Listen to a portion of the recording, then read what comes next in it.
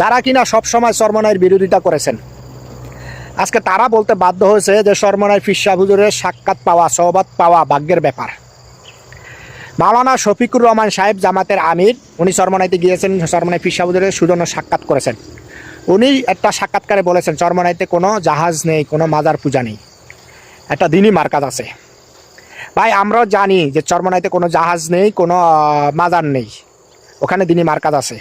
বাংলাদেশের ধর্মপ্রাণ প্রায় মুসলমান জানে এই ব্যাপারটা, কিন্তু তারপরও জাহাজের উদাহরণ কেন হয়েছে? পীর সাহেব হুজুর একটা জাহাজের উদাহরণ দিয়েছিলেন, মানে জাহাজ তো একটা জামাত, যেমন একটা জামাত বন্দী হয়ে কোথাও গেলে একটা জামাত বন্দী হয়ে অনেক লোক যায় না, এটাকে জাহাজের সাথে উদাহরণ দিয়েছে। তাই অনেক ভাইরা কিন্তু জাহাজ বাবা এটা সেটা অনেক কিছু ফেসবুকে লেখালেখি করেছেন। আজকে আপনারাই বলতে বাধ্য হয়েছেন যে তাদের সোবাত পাওয়া ভাগ্যের ব্যাপার। হ্যাঁ ভাই, তাদের সোবাত পাওয়া ভাগ্যের ব্যাপার। বাংলাদেশে হক্কানি বহু আলেম আছে, সব আলেমরা একাত্র হয়ে গেলে আর কেউ ঠেকাতে পারবে না ইসলামিক দলগুলাকে।